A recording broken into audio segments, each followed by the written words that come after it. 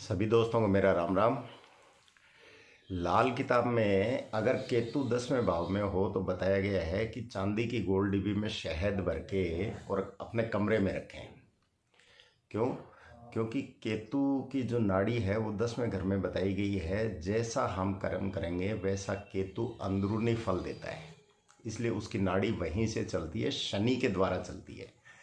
तो यहाँ 10वां घर जो है वो मंगल का उच्च घर है, और शहद क्या है? शहद मंगल है, और चंद्रमा क्या है? चांदी है। तो जो चौथे घर का मालिक है वो 10वें घर को देखता है। लाल किताब के अनुसार है, चौथा घर है, 10वें को देखता है, 10वां चौथे को नहीं देख सकता। तो इस तरीके से वहाँ चंद्रमा और मंगल का हमने प्रभाव बढ़ा दिया, तो वहाँ केतु के दुष्प्रभाव जो है वो शांत होना शुरू हो जाते हैं। अच्छा, ये तो बात आती है लाल किताब की, लेकिन मेरा ये मानना है कि जिन लोगों को भी तरक्की में रुकावट आ रही है उनको चाहिए कि वो चांदी की एक गोल डिब्बी में बड़ी में शहद भर के अपने कमरे में ज़रूर रखें। इससे क्या होगा कि मंगल और चंद्र के मिलन से केतु के दुष्प्रभाव दूर होना शुरू हो जाएंगे, और आपके कहीं भी अड़चन आ रही है जो राहु देता है, तो अगर हमने केतु को शांत कर दिया तो राहु भी शांत हो जाता है, तो वो अड़चन भी आपकी दूर हो जाएगी। और इसके साथ ही जो लोग मकान बनाते हैं, जब नींव लगाते हैं, तो पंडित जी सारी चीज़ें, नाग नागिन के जोड़े, तांबे का लोटा, कलश और वो 5 पत्थर वगैरह वो सारे रखवाते हैं, लेकिन हमें चाहिए कि वहाँ एक चांदी की डिब्बी में हमें शहद भी रखना चाहिए। क्यों? क्योंकि केतु है नीम का पत्थर।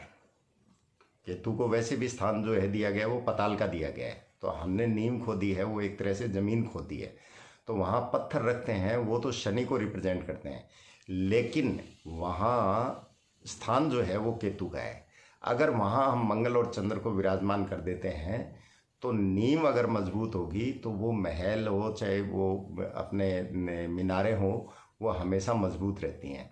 तो वहाँ हमें चाहिए कि हमें एक छोटी सी चांदी की गोल डिब्बी में शहद नींव के पत्थर के साथ ज़रूर रखना चाहिए, जिससे मकान में वैसे भी बहुत से वास्तु दोष दूर हो जाते हैं। क्योंकि वास्तु दोष का कारक जो है मेन, वो राहु ही बनता है।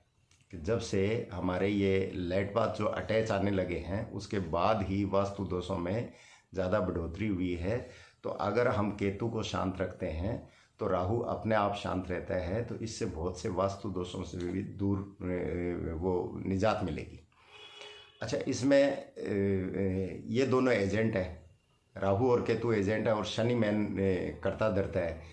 और मैंने पहले भी बताया था कि भाई इनको एक एक तो स्थान दे दिया गया बैठने का, और 3-3 इनको दृष्टियां दे दी गई, तो 3 जगह तो ये बैठ गए, और 3 या 9 यानी पूरे 12 घरों में इनका कब्जा होता है। तो उन 12 घरों को ठीक करने के लिए हमें सबसे पहले छठे घर को शांत करना चाहिए। अगर हमने छठे घर को ठीक कर लिया, यानी नींव का पत्थर हमने अच्छा मजबूत लगा दिया नींव में, तो वो मीनारें हमेशा मजबूत रहती हैं। तो अगर वहाँ हमें मंगल और चंद्र की स्थापना करते हैं तो हमें बहुत लाभ मिलेगा। और वैसे भी चांदी में गंगा जल रखना, चांदी में शहद रखना, क्योंकि गंगा जल जो है वो एक तरह से बृहस्पति और चंद्र का मिश्रण है।